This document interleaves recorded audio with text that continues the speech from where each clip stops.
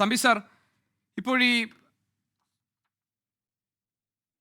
തന്ത്രി കണ്ഠരര് രാജീവർക്ക് ജാമ്യം അനുവദിച്ചുകൊണ്ടുള്ള കൊല്ലം വിജിലൻസ് കോടതിയുടെ ജാമ്യ ഉത്തരവ് പുറത്തു വരുമ്പോൾ അതിൽ നിന്ന് നമുക്ക് മനസ്സിലാക്കാൻ പറ്റുന്ന, വായിച്ചെടുക്കാൻ പറ്റുന്ന ചില കാര്യങ്ങളുണ്ട്.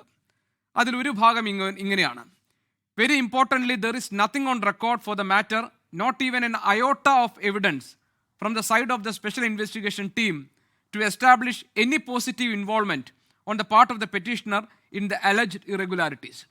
തന്ത്രി കണ്ഠരര് രാജീവർക്ക് ഇതിലെ ഈ കേസിലെ ഒന്നാം പ്രതി ഉണ്ണികൃഷ്ണൻ പോറ്റിയുമായുള്ള അടുത്ത ബന്ധം, സാമ്പത്തിക ഇടപാടുകളുണ്ടെങ്കിൽ അങ്ങനെ, പിന്നെ അനുജ്ഞ നൽകിയതുമായി ബന്ധപ്പെട്ട് ഉണ്ടായിട്ടുള്ള കാര്യങ്ങളെ തുടർന്ന് ഈ ശബരിമല സ്വർണ്ണക്കൊള്ളയ്ക്ക് വഴിയൊരുക്കി, അതിൻ്റെ ഗൂഢാലോചനയിൽ പങ്കാളികളായി, ഇങ്ങനെ തുടങ്ങി FIR-ൽ തന്ത്രിക്കെതിരെ ഉന്നയിക്കപ്പെട്ട, ചാർത്തപ്പെട്ട ഗുരുതരമായ കുറ്റകൃത്യങ്ങൾ ഒന്നും തന്നെ തെളിവുകളോടെ കോടതി സമക്ഷം ബോധ്യപ്പെടുത്താൻ SITക്ക് കഴിയാത്തത് കൊണ്ടാണ് ഈ ജാമ്യം നൽകുന്നത് എന്ന് വ്യക്തമാക്കുകയാണ് ഈ ജാമ്യ ഉത്തരവിൽ.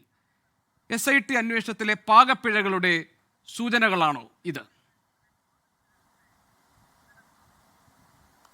അല്ല, ഇതിൽ ഒരു കാര്യം വളരെ പ്രധാനപ്പെട്ട ഒരു കാര്യം, കാരണം ഈ കേസിൽ കുറേയേറെ പ്രതികൾക്ക് ജാമ്യം കിട്ടി.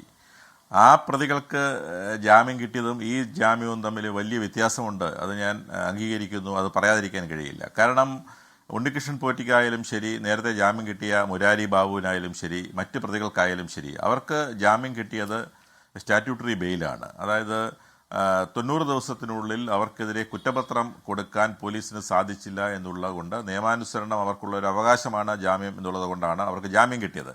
എന്നാൽ ഇപ്പോൾ ജാമ്യം ലഭിച്ചിരിക്കുന്ന തന്ത്രിയുടെ കാര്യത്തിൽ അതല്ല സ്ഥിതി എന്നുള്ളത് വളരെ പ്രധാനപ്പെട്ട ഒരു കാര്യമാണ്.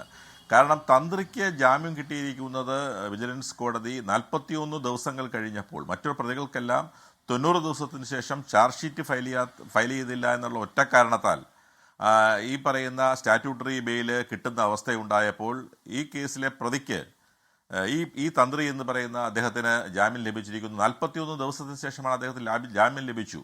അദ്ദേഹത്തിൻ്റെ ജാമ്യം മെറിറ്റിൽ പരിശോധിച്ചതിൻ്റെ അടിസ്ഥാനത്തിൽ ആണ് വിജിലൻസ് കോടതി ഇപ്പോൾ അദ്ദേഹത്തിന് ജാമ്യം ലഭിച്ചത് എന്നുള്ള കാര്യം നമുക്ക് സമ്മതിക്കാതിരിക്കാൻ കഴിയില്ല.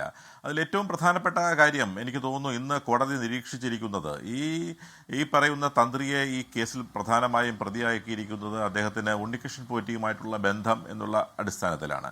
അപ്പോൾ ഉണ്ണികൃഷ്ണൻ പോറ്റിയുമായിട്ട് അദ്ദേഹത്തിന് ബന്ധമുണ്ട് എന്ന് അദ്ദേഹം അഡ്മിറ്റ് ചെയ്യുന്ന കാര്യമാണ്. അങ്ങനെയായിരുന്നു പ്രതിഭാഗത്തിൻ്റെ വാദം.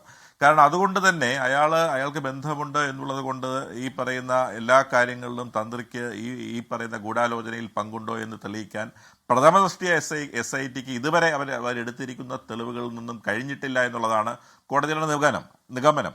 അത് ഏറ്റവും പ്രധാനപ്പെട്ട ഒരു കാര്യം, കോടതി നിരീക്ഷിച്ചിരിക്കുന്നത് 3 മഹസറുകൾ, ഈ പറയുന്ന സാധനങ്ങൾ, ഉരുപ്പടികൾ ഈ ശബരിമലയിൽ നിന്ന് കൊണ്ടുപോയപ്പോൾ ആ കൊണ്ടുപോകുന്നതുമായി ബന്ധപ്പെട്ടുകൊണ്ട് 3 മഹസറുകൾ തയ്യാറാക്കിയിട്ടുണ്ട്. ആ 3 മഹസറുകളിലും അദ്ദേഹം സിഗ്നേറ്ററി അല്ല, 3 മഹസറുകളിലും അദ്ദേഹം ഒപ്പിട്ടിട്ടില്ല. അപ്പോൾ അതിൽ ഞാൻ മനസ്സിലാക്കുന്ന ഒരു മഹസറിൽ ഒപ്പിട്ടിട്ടുണ്ടെന്നാണ് തമ്പി സാർ.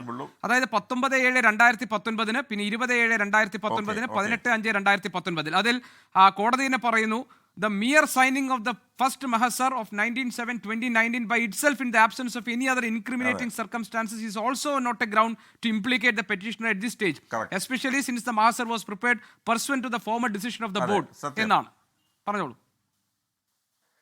അതെ, അപ്പോൾ ആ ഒറ്റ കാര്യം ഒഴിച്ചാൽ മറ്റ് അദ്ദേഹത്തെ കണക്ട് ചെയ്യാനുള്ള ഒരു എവിഡൻസ് ഇതുവരെ കിട്ടിയിട്ടില്ല എന്നുള്ളതിൻ്റെ അടിസ്ഥാനത്തിൽ തന്നെയാണ് മെറിറ്റിൽ പരിശോധിച്ച് ഈ കോടതി ജാമ്യം നൽകുന്നത്. അപ്പോൾ തീർച്ചയായിട്ടും ആസ് ഫാർ ആസ് ഈ പറയുന്ന തന്ത്രിയെ പ്രതിയാക്കിയതുമായി ബന്ധപ്പെട്ടുകൊണ്ട് അന്ന് തന്നെ അത് സംബന്ധിച്ചുള്ള പല അഭിപ്രായ വ്യത്യാസങ്ങളും പല കോണുകളിൽ നിന്നും ഉയർന്നിരുന്നു എന്നുള്ളത് കൂടി കണക്കിലെടുത്താൽ SITക്ക് തിരിച്ചടി തന്നെയാണ് ഉണ്ടായിരിക്കുന്നത് എന്ന് പറയാതിരിക്കാൻ കഴിയില്ല. കാരണം ഇതുപോലെയുള്ള ഒരു വ്യക്തി, കാരണം ഒരു സാധാരണ വ്യക്തിയല്ല, തന്ത്രിയെ പോലെ അദ്ദേഹം ശബരിമലയുടെ ആചാര അനുഷ്ഠാനങ്ങളിലെ കുടുംബപരമായ പാരമ്പര്യ താഴമൺ കുടുംബത്തിൽപ്പെട്ട അദ്ദേഹത്തെ അറസ്റ്റ് ചെയ്യുമ്പോൾ എന്ത് തെളിവുകളായിരുന്നു അറസ്റ്റ് ചെയ്യുമ്പോൾ? കാരണം ഒരു പ്രതിയെ അറസ്റ്റ് ചെയ്യുമ്പോൾ ഒരു തെളിവില്ലാതെ ഒരാളിനെ അറസ്റ്റ് ചെയ്യാൻ കഴിയില്ലല്ലോ. അപ്പോൾ അറസ്റ്റ് ചെയ്യുമ്പോൾ എന്ത് തെളിവുകളുടെ അടിസ്ഥാനത്തിലായിരുന്നു അദ്ദേഹത്തെ അറസ്റ്റ് ചെയ്തതെന്നുള്ളതിനൊക്കെ മറുപടി പറയേണ്ടി വരും നാളെ. കാരണം ഇനിയും തെളിവുകൾ ഇപ്പോൾ ഇതുകൊണ്ട് കേസ് അവസാനിക്കുന്നില്ല. ഇപ്പോൾ ചാർജ് ഷീറ്റ് കേസിൽ കൊടുത്തിട്ടില്ല, അതാണ് ഏറ്റവും പ്രധാനപ്പെട്ട കാര്യം.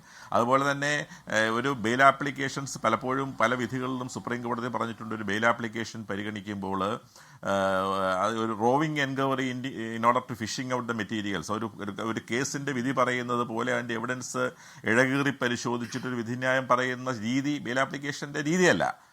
എന്നാൽ പോലും പല ആസ്പെക്ട്സ് ഉണ്ട്. ബെയിൽ ആപ്ലിക്കേഷൻ പ്രധാനമായും കൺസിഡർ ചെയ്യുമ്പോൾ പരിഗണിക്കേണ്ടത് ആ പ്രതി അബ്സ്കോണ്ട് ചെയ്യപ്പെടാൻ സാധ്യതയുണ്ടോ, അദ്ദേഹം ജാമ്യം കിട്ടിയാൽ തെളിവുകൾ നശിപ്പിക്കാൻ സാധ്യതയുണ്ടോ, ഇങ്ങനെയുള്ള 3-4 കാര്യങ്ങളാണ് പ്രധാനമായും പരിശോധിക്കുക. ഒപ്പം ഗ്രാവിറ്റി ഓഫ് ദി ഒഫൻസ്, അത് ആ സീരിയസ്നെസ് ഓഫ് ദി ഒഫൻസ്, അതെല്ലാം പരിശോധിക്കും. എന്നാൽ ഈ കേസിൽ വളരെ പ്രധാനപ്പെട്ട ചില നിരീക്ഷണങ്ങൾ വിജിലൻസ് കോടതി നടത്തിയിട്ടുണ്ട് എന്നുള്ളത് ഏറ്റവും പ്രധാനപ്പെട്ട കാര്യം തന്നെയാണ്. ആ കാര്യങ്ങൾ നമുക്ക് കാണാതിരിക്കാൻ കഴിയില്ല. പ്രത്യേകിച്ചും തന്ത്രിയെ അറസ്റ്റ് ചെയ്ത അവസരത്തിൽ തന്നെ മതിയായ തെളിവുകളില്ലാതെയാണ് അദ്ദേഹത്തെ അറസ്റ്റ് ചെയ്തത് എന്നുള്ളൊരു വാദം ഉയർന്ന സ്ഥിതിക്ക് അത്തരത്തിൽ പ്രോസിക്യൂഷന് ഈ ബെയിൽ ആപ്ലിക്കേഷൻ്റെ വാദം ഉണ്ടായ അവസരത്തിൽ അത്തരത്തിൽ തന്ത്രി അറസ്റ്റ് ചെയ്തതിന് ഉപോത്ബലകമായി തെളിവുകളുണ്ട് എന്ന് സബ്മിറ്റ് ചെയ്യേണ്ടതായിരുന്നു. അത് സബ്മിറ്റ് ചെയ്യാൻ കഴിഞ്ഞില്ല എന്നുള്ളൊരു വസ്തുതയാണ്.